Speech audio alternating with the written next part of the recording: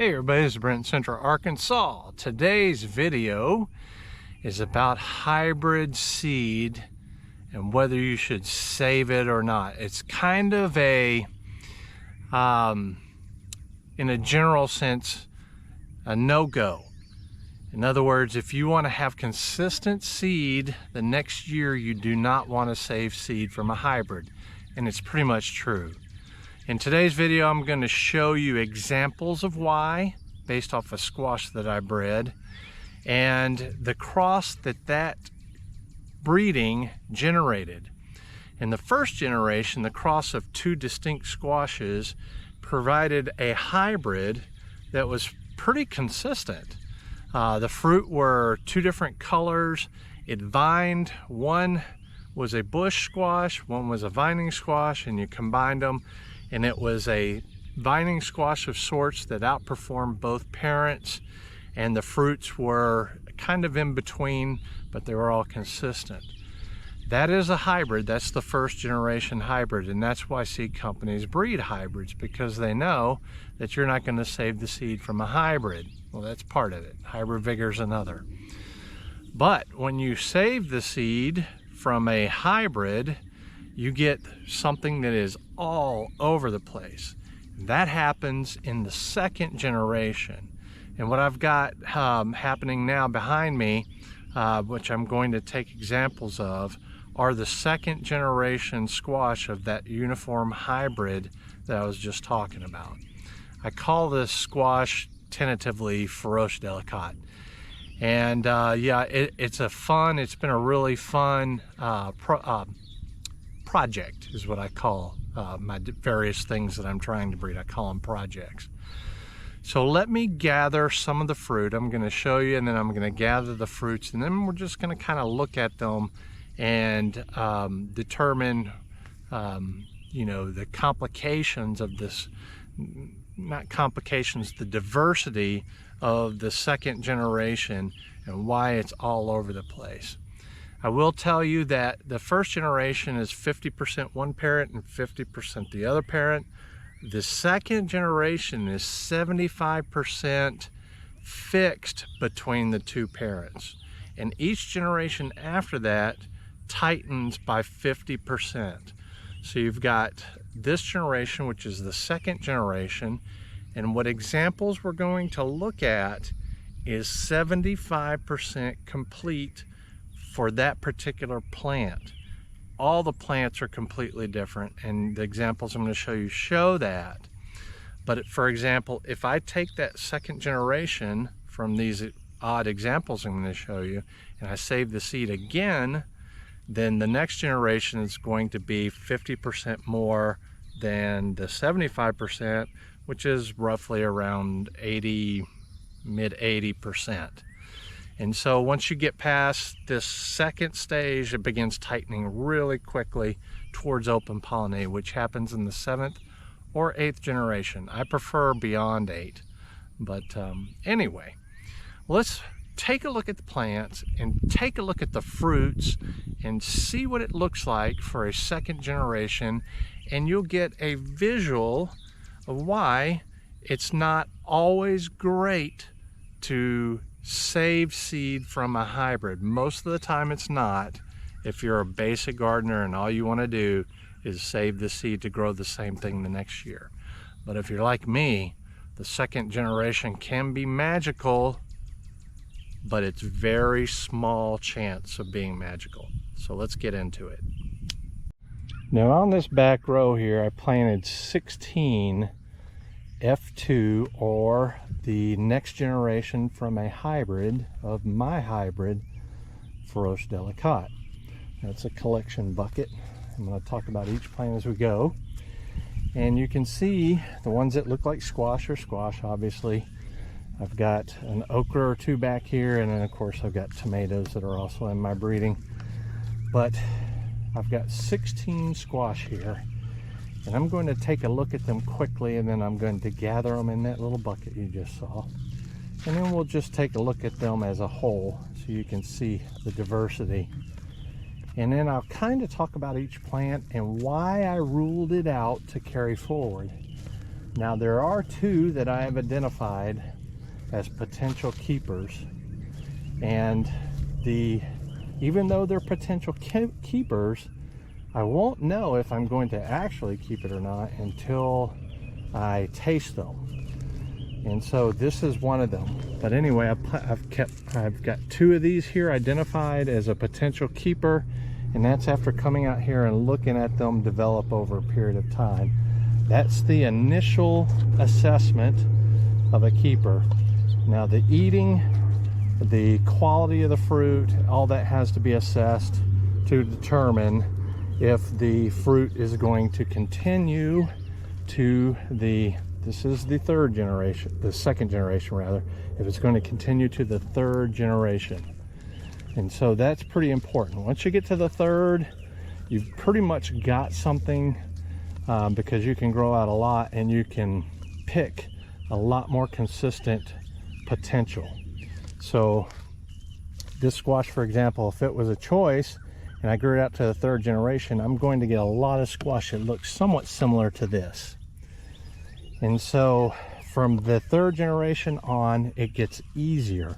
The second generation is the hardest, and I often do not find anything in them. And so we're going to talk about that some more. Let's look at the plants individually. The first thing to discuss, this is the first plant that I'm going to cull. But before we get to that, I've already replaced probably 4 or 5 of these second generation squash because they were very, very weak. And there's examples of weak, like plant structure or dying off, just not being very robust or not creating fruit at all. There's just a ton of different things that can happen in what I call a quote weak plant. And so I've already replaced those with Madison's Cross, which I love to eat, which was also done this exact process that I'm talking about today. And in fact, Madison's Cross, it was only one fruit that resembled what it is today to select from, and the rest of the fruit were just all over the place, and I ruled all of them out. I planted a huge garden of those that year, probably 50 or so different examples I ruled out, and I finally was able to get Madison's Cross. So all that effort was worth it. So we'll see if this one's worth it. Okay, so this plant right here is showing this age, the leaves and all that, because it's tired. This fruit right here has set pretty good. And so we'll put that fruit in here, and then later, I've got another video going right now. I don't know, it may even come out before this one. I call it a replacement planting. That's where I'm going to, in this particular case, with the squash I'm culling right now, I'm going to replace with a watermelon that I'm sort of doing the same thing with, and that's just breeding. So I'm going to leave the plant right now going, and when I replace with the watermelon, I'll pull the whole thing out, roots and all, and then we'll plant up with some watermelon. So this is the first one. Let's move on to the second one. This plant's pretty much like the other one, except it's a very weak plant. Here's the fruit off of that one. It's not the greatest. Let me wipe it off a little bit. We'll put that fruit in here, and it looks like it's even starting to rot a little bit. So you got another baby here that eventually may come along, but I don't like the fruit shape. I don't like the color. I don't like how weak it is. So this plant's done. The previous plant, I didn't show it up close, but this is what that one looks like. And why I don't like it is, one, because it's a weak plant, and two, because it's got the bicolor. It's got the green on the end and the majority yellow. And if this part right here, the stem, if that had some yellow to it, that means it has the B gene, and that might be a potential carry with this particular one, because the next generation it might lose the green. Probably not, but if it did have the yellow, I might consider it. So this one's that first plant, and this one I'm ruling out. This plant right here has got decent vigor, And if you first look at it, you're like, okay, this is something that it's attractive to me to carry on to the next generation. But I'm going to take the fruit off here. I'm going to show you. It's got a pointed shape here, which is sort of acorn shape, and I could deal with that.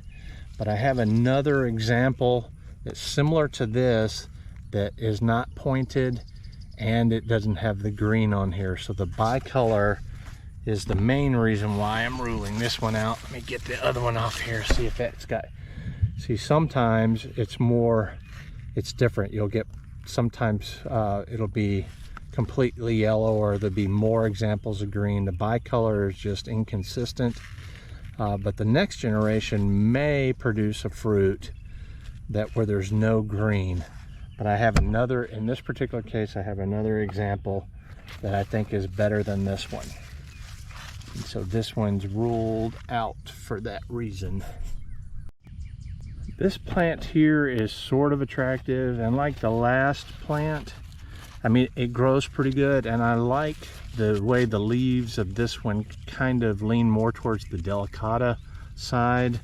It's got the, I don't even know what to call it, but it's got the more silvery grayish looking leaves near the veins.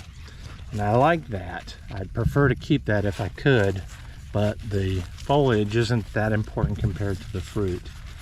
Now I got some bugs on this thing. How about that? The fruit here, let me cut it off here and show you.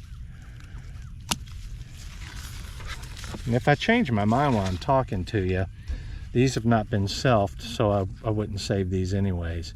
So I would take a look at it, and if I decide to keep this one, I would cut all the fruit off and let it grow more fruit, and I would pollinate it with the same male flower to the female flower off of this one plant.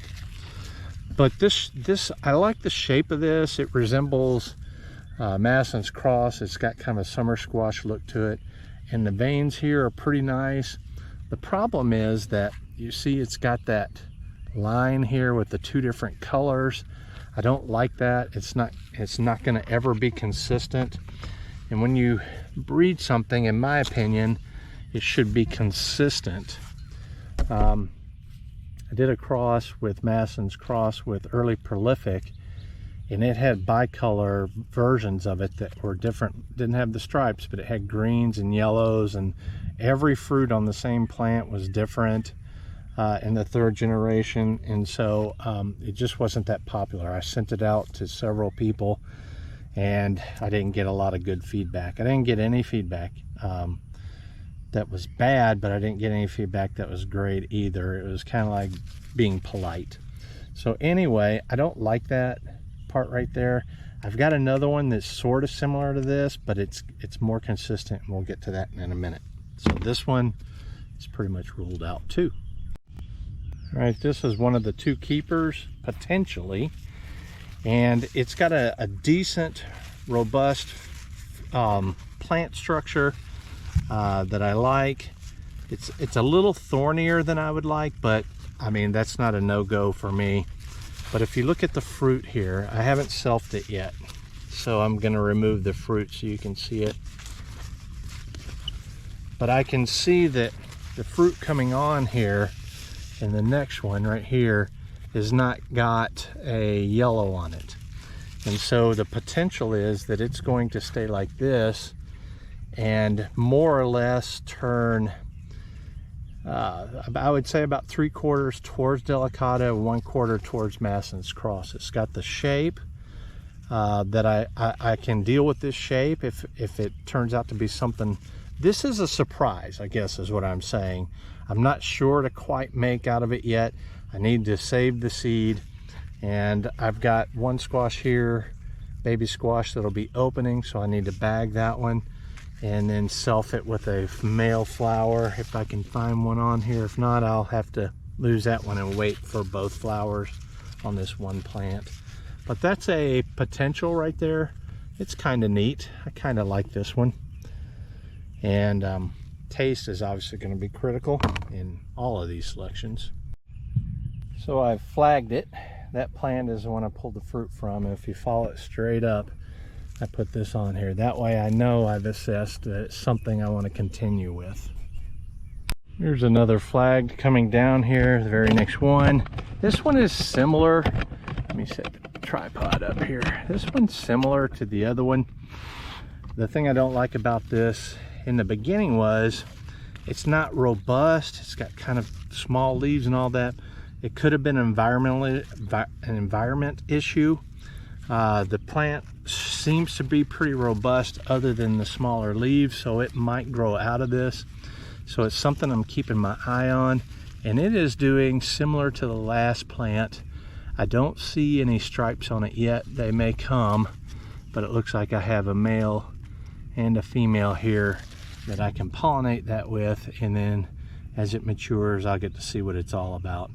I need to remove some of these damaged leaves here, and then I need to make sure and get the fertilizer to it. Got a little weed. So we'll see with this one. This one is, hope so. This particular plant, I was really hoping, because this plant didn't get pollinated, so it's starting to die off, but it had acorn type shape to it. I've already removed one of the fruits, and it was trying to fruit like crazy. See all those babies in there? But the fruit that I removed before was small. The plant structure was pretty small, but it's got the nice leaves. This one I'll probably remove, but it's just got so many babies. It appeals to me to have a fruit that is smaller if it grows a ton of fruit. So I don't know, I may cull this one out, one of the later ones to cull, and just continue to see how it looks as it grows. We'll see. This one was sort of interesting. I'll go ahead and take this out because I would have a little white flag on this if I'd selfed it. In other words, I don't know what this got pollinated with, so it wouldn't have been good to continue with anyway. But it's got kind of a, I don't know, teardrop shape or a pear shape, and it's got the delicata look to it. It's a potential, but as a delicata replacement or a potato-like squash or something to that effect, there's just not much into this one. It's just not that impressive to me, so I'm culling this one too. This one was sort of attractive until I saw the dreaded bicolor on the bottom here. I don't know, I can't get past it. So this is a no-go. This one's getting cold. This particular plant has me thinking about it. The squash bugs love it. I've got squash bugs all over it. Madison's Cross, the squash bugs don't take to it very much. So whatever it is about Madison's Cross did not get imparted into this. But it's got a nice big shape. It's got the two colors, so this one's getting cold too. So yeah, I mean, some people may say, well, I like that one. And I sort of like it, but I just don't like the two colors. It's just going to be an annoying thing for me later, so I've got too many projects going on. I'm looking for more ideal. Here's a plant that was sort of unique. It's kind of bullet shaped, and I did self it, but I'm ruling this out because of this. Look at this. Bicolor on the same exact plant as this one. This will be in the next generation. It's going to throw these in every measure. Now, if this fruit had looked like this fruit, I would have saved it. That's why I flagged it. But it doesn't, so we're going to take this one and we're going to cull this plant completely. Other than that, it's got knottiness to it, which is a distractor to me. I don't like the knottiness and the warts, whatever you want to call this. I didn't like that, and I didn't care for the point, but it was a possible. So now it's not. To me, this is my most ideal. The second generation squash that all of these seeds came from, all of the ones I'm going to show in just a minute, all came from a squash that was round like this.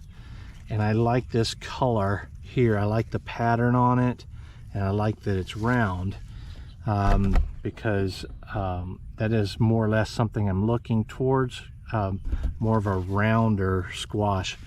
The example that the parent of this one came from, changed my mind on the shape of where I want to go with this, and so I'm going round if I can, and this is the best example. And I've got the flag on here to show that I selfed it. I took a male flower off the same exact plant, and I pollinated this female right here with that.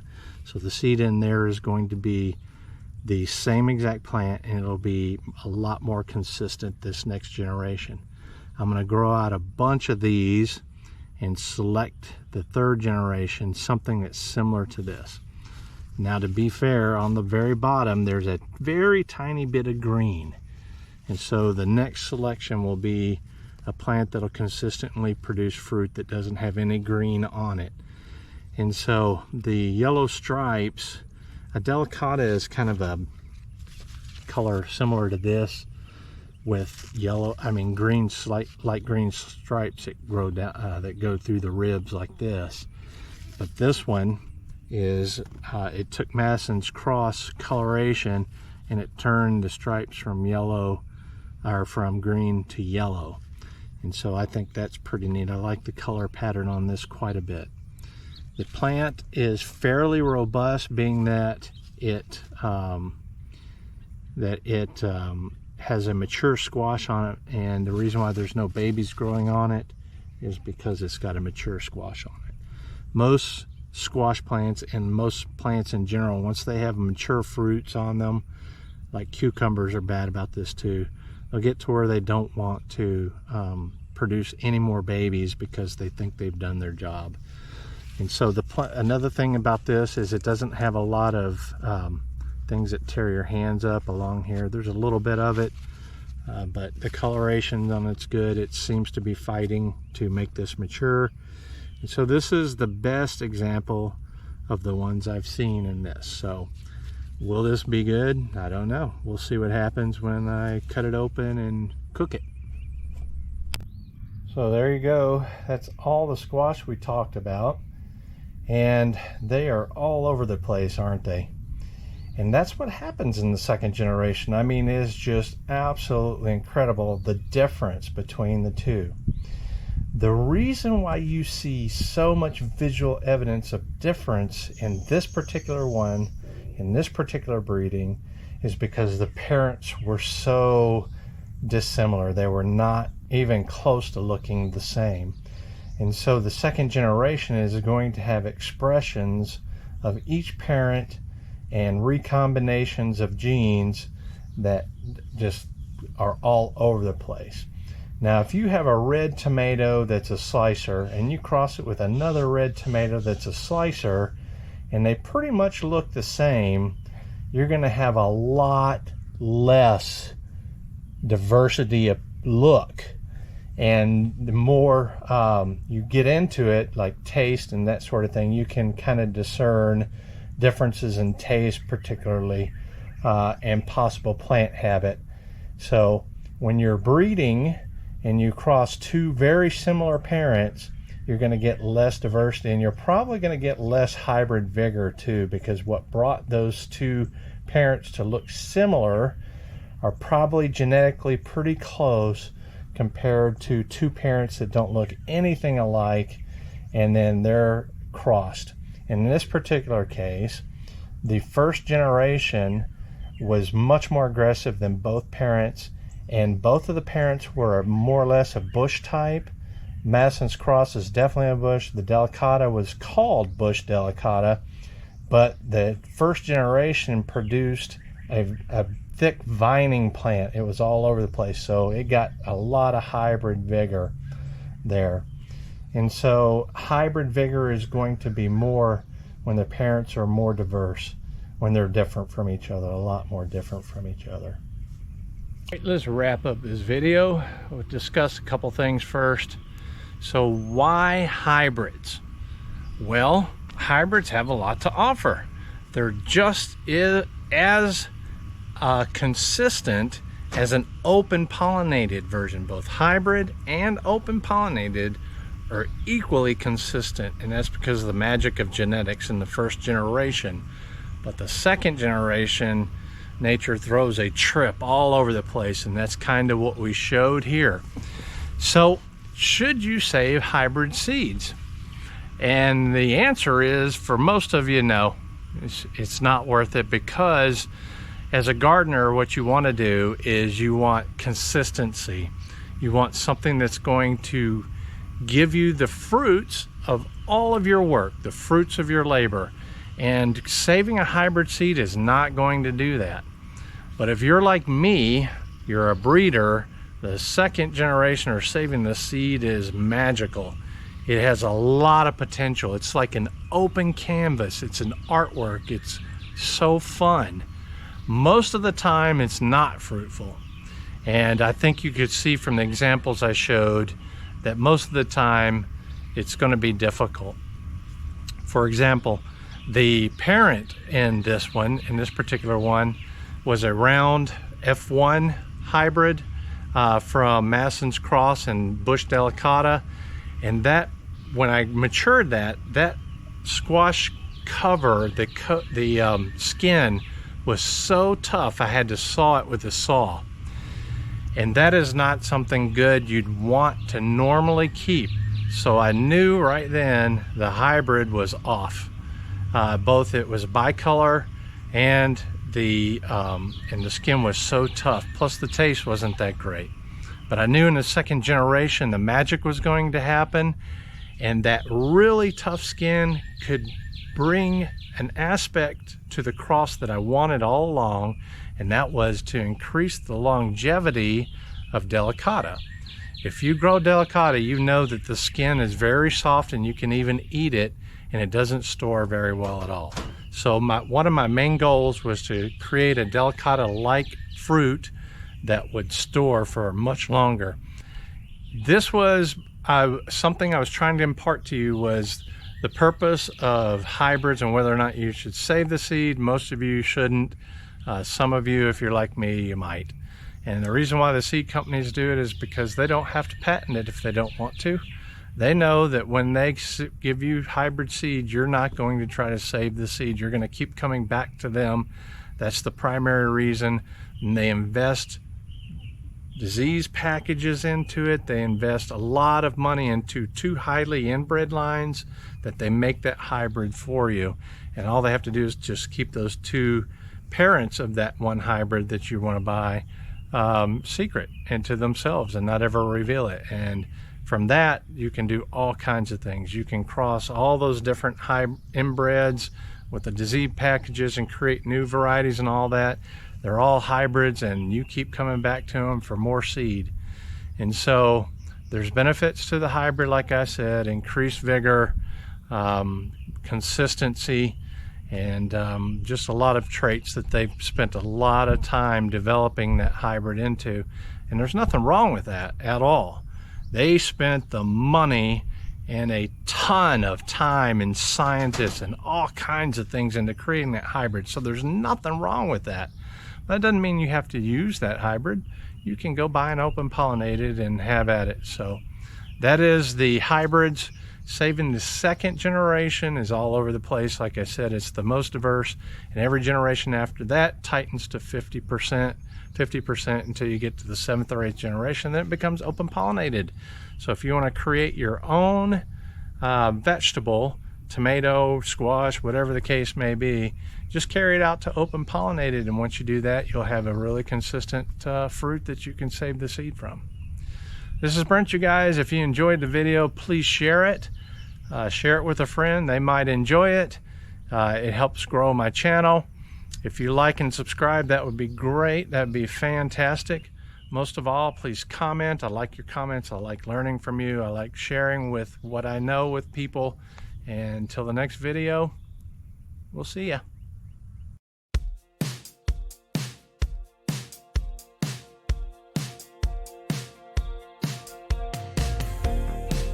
How long do we gotta stay here for people we don't know in one lines?